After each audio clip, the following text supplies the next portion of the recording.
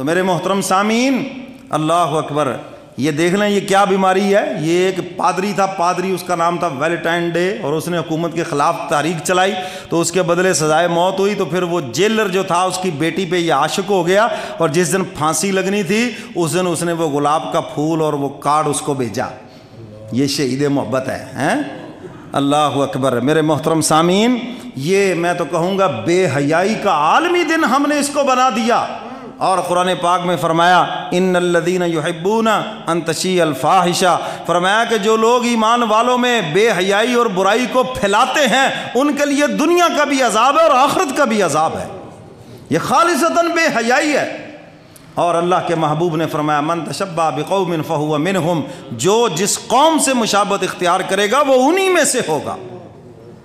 آج اللہ اکبر، کوئی عیسائیوں کی رسمیں، کوئی یہودیوں کی رسمیں، کوئی ہندوؤں کی رسمیں ہم اپنا کے پھرتے ہیں اور یہ سمجھتے ہیں کہ بات جناب ہمارا اسلام بھی پکا ہے، ایمان بھی پکا ہے۔ اللہ کے محبوب فرما رہے ہیں جو جس کی مشابہت اختیار کرے گا اس کا شمار انہی میں سے ہوگا۔ اب دیکھ لیں ہم کن کی مشابہت اختیار کر رہے ہیں۔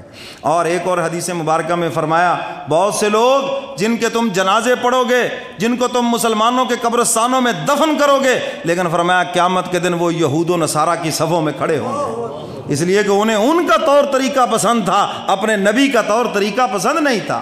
تو میرے محترم سامعین، اسلام، ایمان تو نام ہی حیا کا ہے۔ آج لوگ کہتے دعا کرو اللہ کرے ایمان پہ خاتمہ ہو جائے، تو ایمان کس چیز کا نام ہے؟ ایمان نام ہی حیا کا ہے۔ حدیث مبارکہ میں ہے حیا اور ایمان یہ دونوں لازم ملزوم ہیں، جس سے ایک چیز نکلتی ہے دوسری خود بخود نکل جاتی ہے۔ جس کے اندر سے حیا نکلا ایمان بھی نکل گیا اس کے اندر سے۔ تو اصل حیا کا نام ہی تو ایمان ہے۔ تو میرے محترم سامعین، اپنی اولاد پہ نظر رکھو، ہاں کہیں اس بے حیائی کے دن کہیں ایسا وہ کام نہ کریں جو اللہ اس کے رسول کی ناراضگی کا سبب بن جائے۔ وہ ایک لکھنے والے نے خوب لکھا، ایک نوجوان نے کہا میں نے اپنی جو ہے وہ گرل فرینڈ کو اپنی یارنی کو میں نے جناب وہ پھول دیا۔ اس نے کہا اچھا تو پھر تمہاری بہن کو کیا ملا؟ جوتا اتارو، تو میری بہن کے متعلق ایسی بات کرنا ہے، وہ بھی تو کسی کی بہن ہے نا آخر ہے۔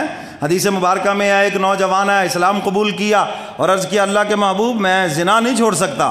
حضور علیہ السلام خاموش ہو گئے کہ ابھی چونکہ اسلام قبول کیا ہے، اسلام ابھی دل میں نہیں اترا، جب اترے گا تو خود ہی چھوڑ دے گا۔ تو پھر کچھ دنوں کے بعد آیا تو میرے محبوب نے پوچھا بھی یہ جرم؟ انہوں نے کہا یا رسول اللہ یہ بڑی مجبوری ہے۔ فرمایا ایک بات مجھے بتاؤ، اگر کوئی آپ کی بہن سے زنا کا ارادہ کرے، یا رسول اللہ میں تلوار نکال لوں گا۔ فرمایا اگر کوئی ماں سے، یا رسول اللہ میں گردن اڑا دوں گا۔ تو فرمایا جس سے تو زنا کرے گا وہ بھی تو کسی کی بیٹی ہوگی، کسی کی بہن ہوگی، کسی کی بیوی ہوگی۔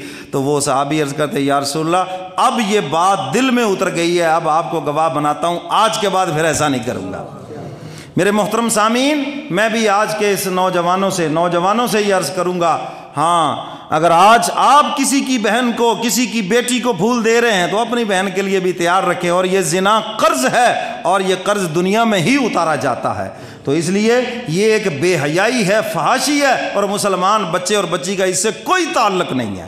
ٹھیک ہے نا بھائی؟ تو 14 فروری کو وہ مردود مرا، ہمارا اس سے کیا تعلق ہے بھائی؟ تو اسلام کے اندر تو نکاح ہے، یہ ہے پاکیزہ محبت، اور باقی یہ جو محبت ہے جی دل پاک ہونا چاہیے، وہ پاک محبت سب بکواس ہے پرلے زمانے کے۔ تو اسلام کے اندر جو ہے وہ صرف نکاح ہے، نکاح والی محبت جو ہے یہ پاک محبت ہے اور یہی جائز محبت ہے۔ اللہ مجھے اور آپ کو قرآن و سنت پہ عمل کی توفیق